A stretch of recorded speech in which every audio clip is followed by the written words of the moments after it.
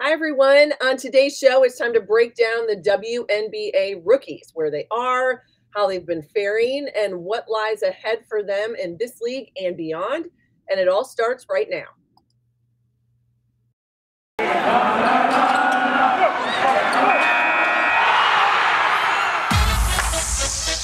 You are Locked On Women's Basketball, your daily podcast on women's basketball.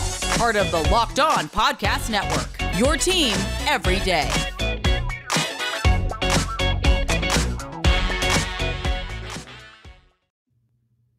Happy Friday, everyone. It is July 15th, 2022. I am Missy Heidrick, National Women's Basketball correspondent at The Next, and so happy to have you here with us. Thank you for making Locked On Women's Basketball your first listen every day.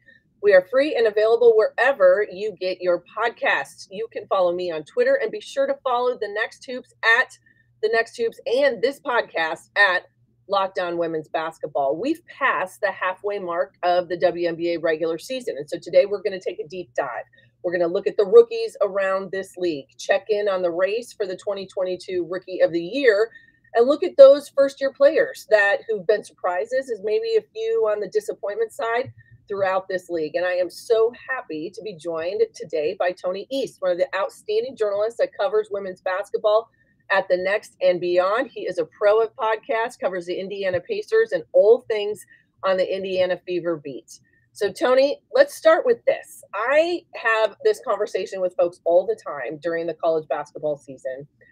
People come up to me and they look at the list and they say, these are the top players in the college game. They're the All-Americans. They're up for Player of the Year in their league.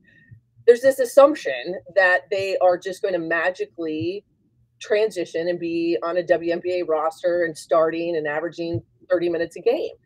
And I just think that sometimes, because of the way that we are seeing probably the exposure and the excitement and the interest around the college game, that it isn't necessarily, we haven't maybe been able to, I don't even know if the word is educate folks enough, but get them to understand that transition from an elite college player into the WNBA maybe just isn't as simple as everybody thinks it really is. Yeah, the easiest way to sort of explain that to me would always be every WNBA player was an elite college player, right? They can't all be, 30 minutes per game, high-level scorers or hot masters in their role at the pro level. And that's the hardest part of the transition for a lot of these players. We'll talk about Rhyne Howard later. Like, her role was an easy transition. She could still be awesome at what she does at the pro level. That is incredibly rare, right? Most of them have to adapt. They're no longer going to have the ball as much. They're going to have to find a way to impact the game by being a better screener, by diving on the floor, by doing all those things that they aren't asked to do as much at the college level, or that aren't as appealing, or as, all that sort of stuff in over the course of a game. And that adjustment can be hard, especially when you go from that role against, even if you are playing that role in college, you're doing it against college level competition, you get to the pros. And Fever coach Carlos Knox was talking about this before the All-Star break. They have no gap really between college and pro level if they go, but then they go from, their conference championship or the NCAA tournament's like, okay, I'm playing an All-Star tonight and Olympian on Friday, and then I have a back-to-back where I have to fly on a plane and then play another. It's such a culture shock too that it can be really tough to make that transition happen so fast. Well, and I think what's interesting also is it's really not comparing apples to apples, it's apples to oranges. But if you look at the snapshot of how WNBA versus the NBA rookies and what that looks like for them, there's no summer league, right? So as you said, the NCAA tournament finishes the first week of April. The following 3 days is the draft. In about 2 weeks, those women are on a plane and headed to camp. If I'm an NBA rookie or a kid that's come into the NBA draft, I've gone through all the workouts. I've had all of this time. There's been the interviews. Then there's the draft. Then there's summer league. And then it's going to be a determination of whether or not you're going to make that roster when push comes to shove in the wintertime. So I guess it looks as though it's really not the same. And when you don't have that prep, I think that's maybe where the discrepancy of how many rookies are technically making rosters, and then are they even seeing the floor and having an impact? Yeah, in the NBA, they have a lot of time to both get accustomed to travel, to get accustomed to not being in a college setting anymore, to playing against that pro level competition, especially because they have something like Summer League, which is a nice transitional period of like all these players were good in college, but may not be at the NBA level. And Yeah. then another long gap to really mentally prepare for the season. I mean, it could not be a more drastic difference in the W where, Right. like we're talking to Lexi Hall before the season. I think it was in the season. And I asked her about class. She's like, "Oh yeah, I have an economic engineering midterm like later this week." And they're like, they just played the sky. I'm like, "Wait, how are you in class?" It's Yeah. like it could not be a more brutal transition from one thing to the next. Whereas the NBA, especially if you consider the college season ending in March and their season not starting until October, like they have almost a half a year as opposed to just 2 weeks to fly, get into a hotel, settle, and jump right into camp and show what you got, or you don't make the team. Like it could not be more of a drastic difference. When you talk and you hear executives, GMs, these head coaches for all of these franchises talk, I think a lot of them are looking and they know that they've got to build rosters for the future.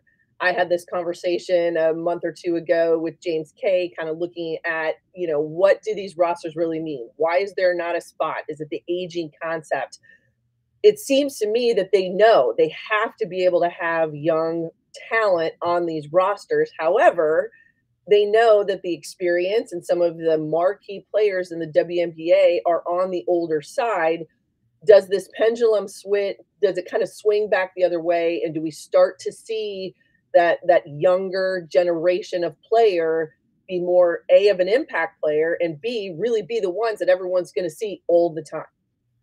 I cover the Fever, so I have to say yes. I think I'm required by law to say yes to that question. They would be on the front end of that pendulum, right? Half of their roster currently is first year players. Yes. But that kind of they had to do that given their situation. I don't know that every team will go that dramatically with it, but I do think there will be the pendulum swing you described is the perfect way to put it.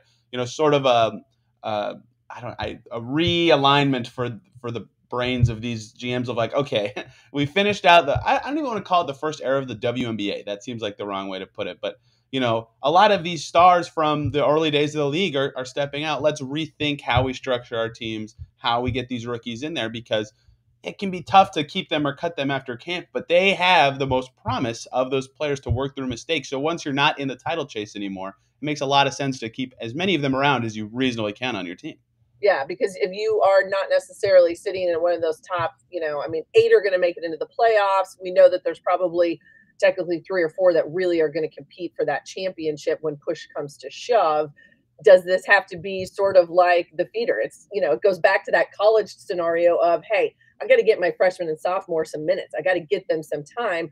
They need experience. This might be the way to do it, right?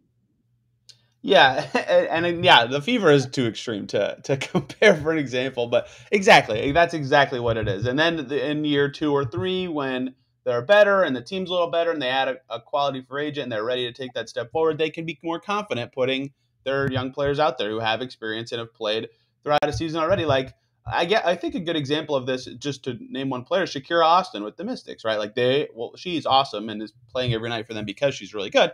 But also, it's like the perfect situation for her now of, she's got these legends on her team, a team with championship pedigree, a legendary head coach to like slot in, learn the ins and outs of the WNBA level, and learn how to play alongside all these vets to when they are on their way out or aging out of that team. She will be a mainstay on that squad because she knows what the culture of that team is like, how to play in a winning environment, and what it takes to be a high quality pro. And so, you can do one of those, you can do 3 of those, whatever, but that is kind of the situation that makes the most sense for that growth pattern that we've just described, and having as many of them as you can, at least within the confines of your roster size, makes a lot of sense. Yeah, and I guess it depends on how many picks you have and how you want to use them and where they go and if there's a trade. I mean, all of that comes into play, and Indiana's probably been one of the teams that has done that most masterfully this year and has, you can say they've gone to the youth side of the roster, more or less. Okay, in just a moment, we will talk about some of these rookie surprises, maybe even a couple disappointments that people were looking for as we continue here with Tony. But first, I want to say that betonline.net is your number one source for all your betting needs and sports info.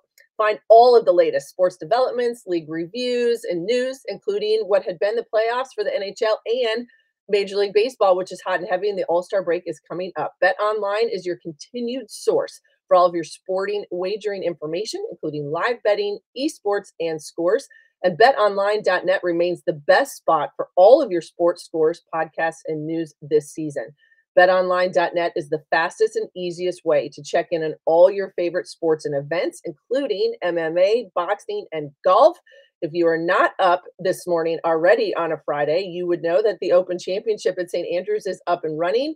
And I'm sure everybody's numbers have changed because there is a rookie on top of the leaderboard. Head to the website today. Use your mobile device to learn more about the trends in action. Bet online, where the game starts. I am Missy Heidrick, and thank you for making Locked On Women's Basketball your first listen every day. I am here with Tony East, the man that knows all things Indiana Fever and beyond. Okay, so let's talk a little bit about some of these rookie surprises, maybe even a couple disappointments. You mentioned her name earlier. I think it's the one that everybody talks about in Rhyne Howard. We'll go back to her in a minute. But I also have been pleasantly surprised by Shakira Austin, playing for the Mystics, the 6'5" center. Now, for a lot of people, as we kind of go back to our earlier conversation, if your first impression of Shakira Austin was the last game she played as a collegiate player at Mississippi, was their loss in the first round to South Dakota in the NCAA tournament, where she was kind of neutralized, really wasn't much of a factor for them. Part of the reason why they were knocked out of the NCAA tournament early. What has made Shakira Austin one of those kinds of impact rookie players? It's funny that I call this surprising, right? Because we all kind of thought she'd go top 3, and what made her, well, not the only thing, but one of the things that made her a top prospect was her defense. But the fact that, and this is a perfect kind of segue from our opening segment, it can be hard to jump right into WNBA level defense as a rookie. The players are faster and stronger. Every rookie for all of time will say that during their rookie season at some point. They'll go, man, these players are way faster and bigger and stronger. And so the fact that her defense has been so good as a rookie already, and has been able to seamlessly sort of translate, especially right around the basket. That is why I think surprise can be a useful word, because she can start on that Mystics team, be in that rotation, and not cause them any warts. And it's a perfect system for a good defensive center to slot into. They have such a good backcourt defensively on that Washington squad, but that's where she's been really good. And then the surprising part is hanging on offense as well, shooting really well from the field, finding ways to still score. Over 54% shooting this season is perfect for what that team needs. So the efficiency's there, the rebounding is there, a great block rate, like all the stuff you'd want from a rookie starting on a team that is kind of in that championship aspirations tier. So it's funny that I also call her surprising. I think it's just because she's on a really good team like the Mystics, where I wouldn't expect her to just slot in and have a big impact right away, but she has kind of on both ends. Yeah, that's fantastic. Okay, so let's talk about the Fever. And as you mentioned earlier, this is such an interesting roster with so many new faces that have come in, and they just said, hey, from the get-go, we're going to use these picks, we're going to get people, and we are going to go young, and we're going to see how this goes. And there have been those impact players. Now, you mentioned her earlier, and I want to start with Lexi Hall, because if anybody follows and knows my work with the Next, as a lot of other things, going back 2 years from when Stanford won a national championship, I have always said Lexi Hall was kind of the engine that made that team go. Like, now, is that game and is what she can do transferable into the W? Still, I think, to be determined. But she, along with a host of other young players, is really kind of that next gen for what the Fever are going to be doing. Yeah, for sure. Sometimes it can be hard to assess Fever rookies because there's 5 of them playing at the same time. They've never played together before. They've never played against this level of competition, and then they're just, okay, go figure it out. Good luck. So on one hand, they're probably the hardest rookies to assess because of that, right? They are in an unbelievably unique situation in W history. Like the Liberty in the bubble, I think, had more rookies than the Fever do now, but that's I get. It's not common for teams to have this many at once. Lexi specifically has been interesting for me to watch because she comes into the league and she's pegged in the draft as, okay, the shooter. This is the shooter of the draft, the best shooter. teams are lining up apparently to pick her because she can shoot. And the stuff she's looked good at the pro level has been everything except for shooting. The three ball has not fallen at all, only 14% so far, but still been effective enough at getting to the rim and creating shots there. Her defense is solid. She does the little stuff that, you always talk about with players that you like, but, diving on the floor in your face on defense, like that stuff's all been there. And that would be like the engine sort of stuff if she had the ball more often. But the fact that the shot hasn't fallen has kind of limited her minutes and made her a clunkier fit in some lineups. So that's where she has sort of fallen short of expectations so far. All the rest of the Fever rookies, though, have sort of met or reached close to what their expectation was, which is fascinating to me since, like I said, they've been playing in lineups with just each other and really thrown into the fire so far.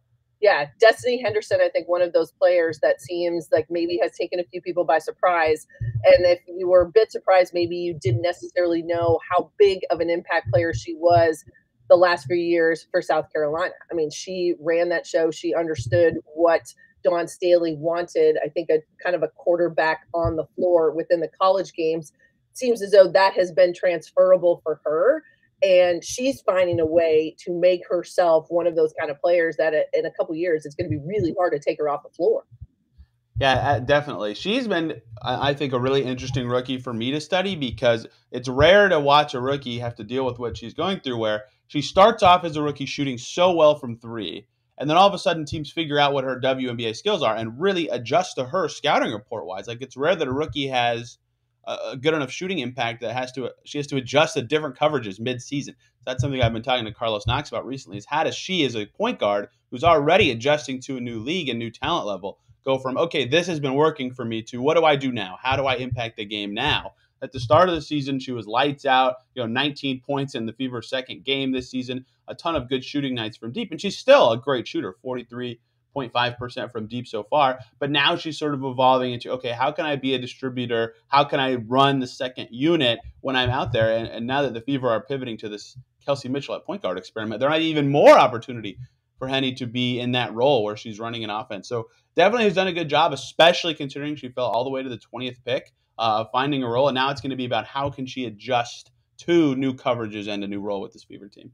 Yeah, absolutely. Okay, so now then there's three bigs that came straight out of the college game, three with, fantastic resumes coming in, two much more high profile than Queen Egbo, but you had NaLyssa Smith and Queen Egbo coming from Baylor, and then Emily Inkster, who I think a lot of people knew about, but it was a quiet career that she had at Syracuse. She transfers to Louisville. They end up in the Final Four. This is kind of that player that just sort of jumps onto everybody's radar. But if you had to look at everybody, I would say Smith and Inkster with two really transferable games from the college right into the W. And all three of them are having that impact that I think most probably thought that we were going to see. NaLyssa Smith is great. I mean, she is going to be a high impact player for a long time. And the thing she's been talking about a lot is consistency. It's not the shot's not there every night for her yet. She can't always find her spots just yet. But last 10 games, right, she was dealing with this ankle or injury early in the season. 40% shooter, good floor game, putting it on the floor and getting to those spots. Her defense is tenacious, right up in your face. I mean, there's a reason 2 weeks before the draft, Lynn Dunn was doing her TV interviews and was keeping no secrets. People would ask who she's picking, and she'd say, Rhyne Howard or NaLyssa Smith.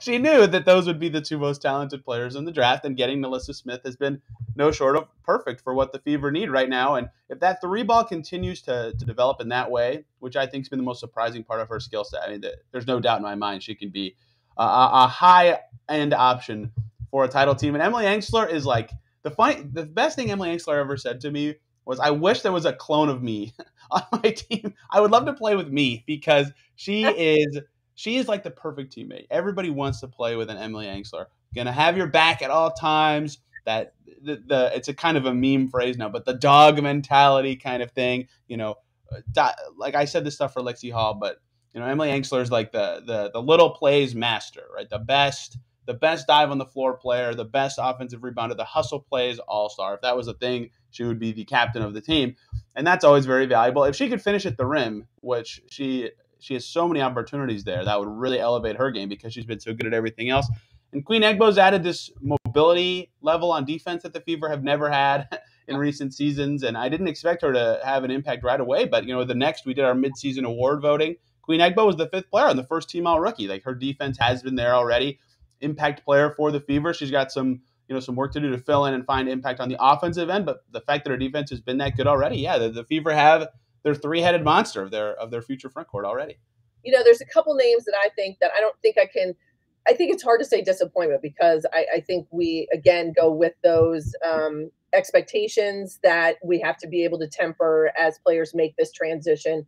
Goes back to what we were talking about before. If I was going to look at someone like Veronica Burton, who came from Northwestern, Naz Hillman with an amazing historic collegiate career at Michigan.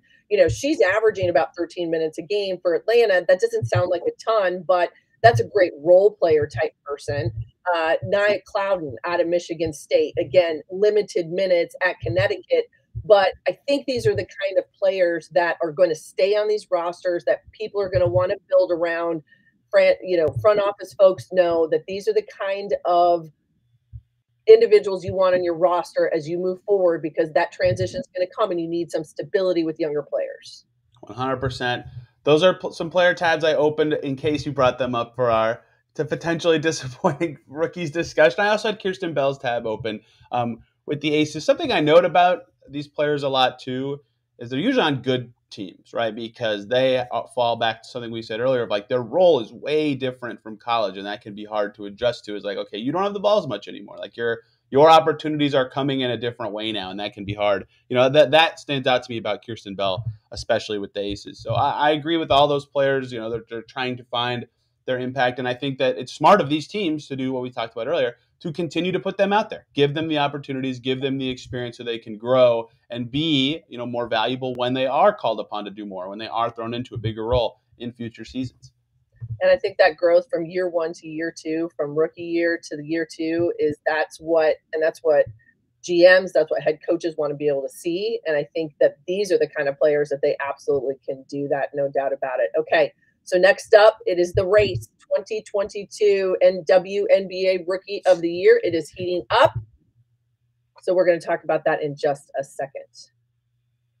All right, everyone. I am Missy Heidrick, and I am here with Tony East, and so happy to be joined by someone that is living and breathing this WNBA season. He's got a host of rookies on his beat with the Indiana Fever, but there are also some other outstanding ones out there. All right, Tony. So we know where everybody in the midseason, all of our fellow compadres at the next, where everybody voted. But it seems like it's going to be a pretty streamlined race as we head in here, the second half of the WNBA season for Rookie of the Year. And I don't think there's going to be a lot of surprises that people are going to be seeing when push comes to shove. But if you were going to put the names of Rhyne Howard, Shakira Austin, NaLyssa Smith, maybe Destanni Henderson, but those are going to be the ones I think at the top of everybody's ballot.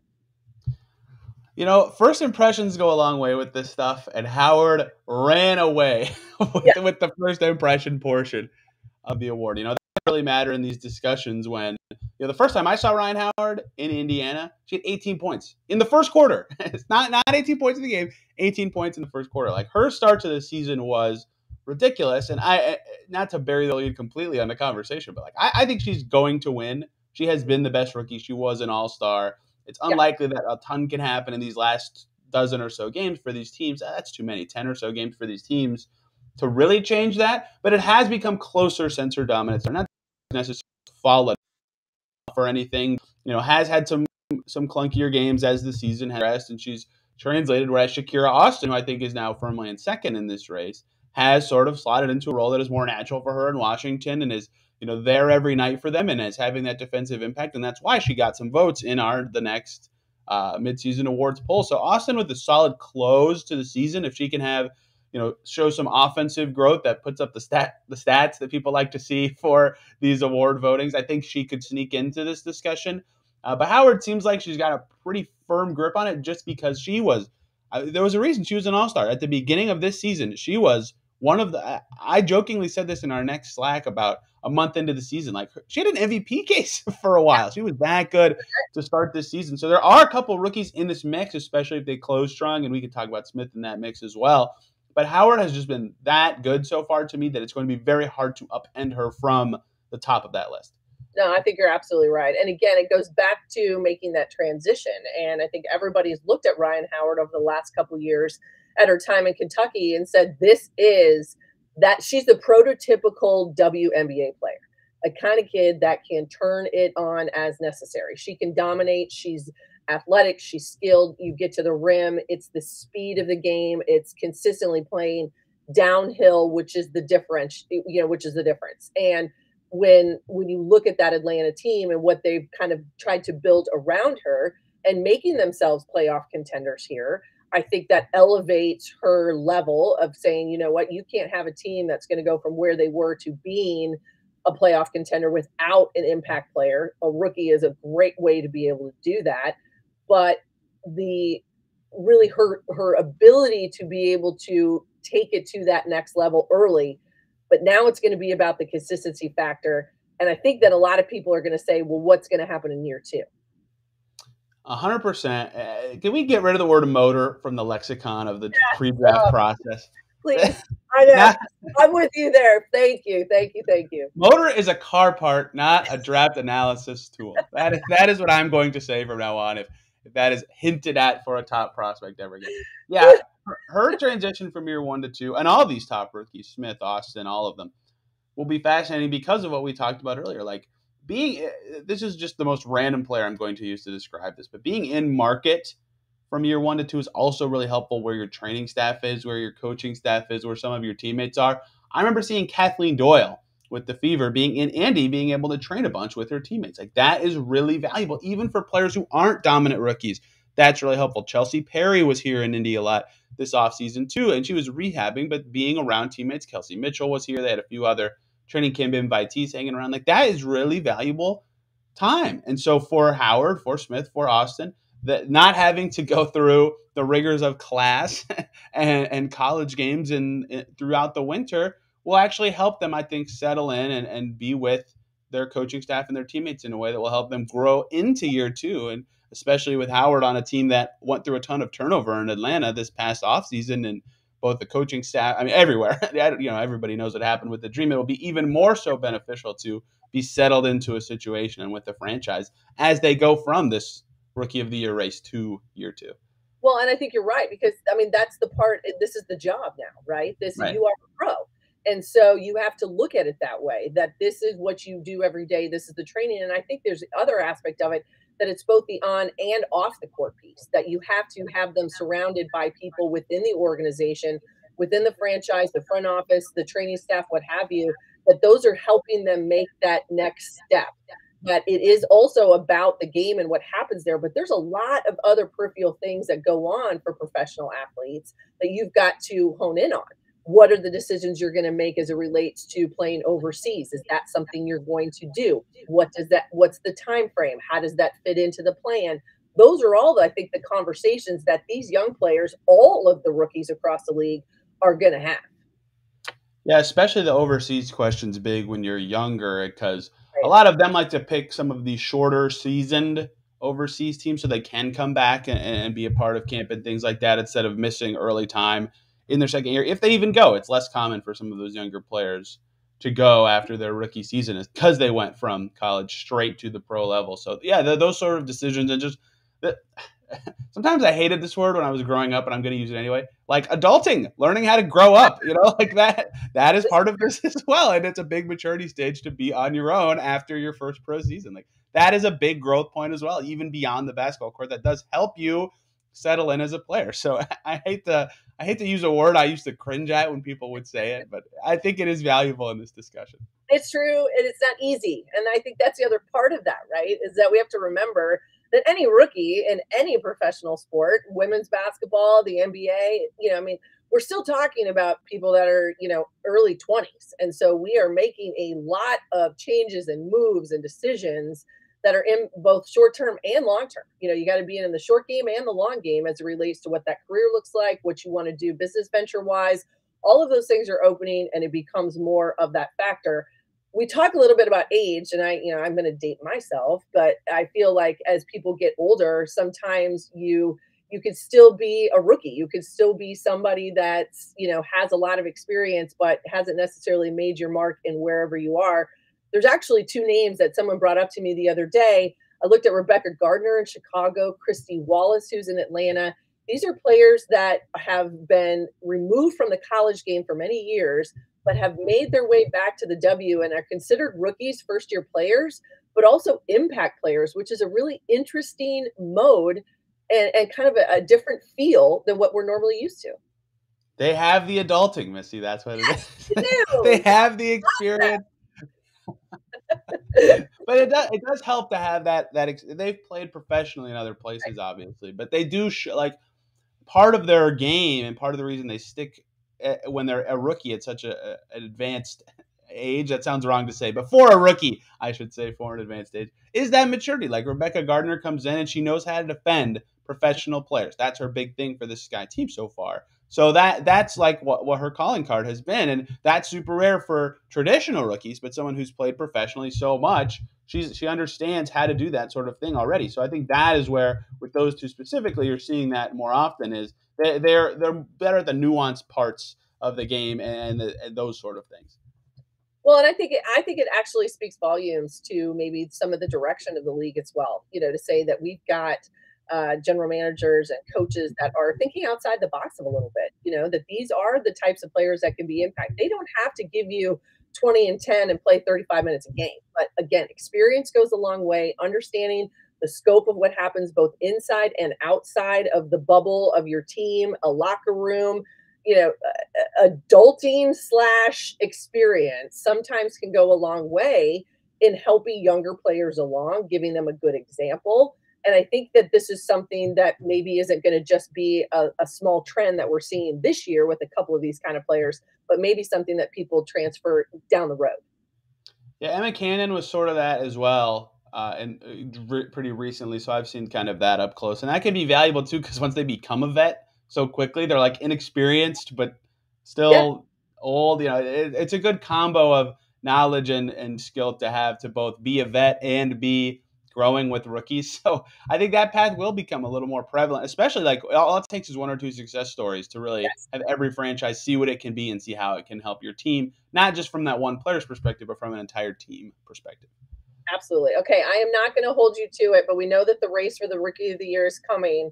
So if you had to vote today, who lands on Tony's magical ballot? I'd have to quibble on my 2 and 3 between Smith and Austin, and maybe that's just because I watch every Fever game and not every Mystics game. But I think right now my order would be Rhyne Howard 1, Shakira Austin 2, and NaLyssa Smith at 3. Well, I think that's where a lot of people right now, they're slotting them in. But people are going to do it in pencil because it's not done yet. So don't hit send on your vote until the season is officially over. That's what I would tell everyone.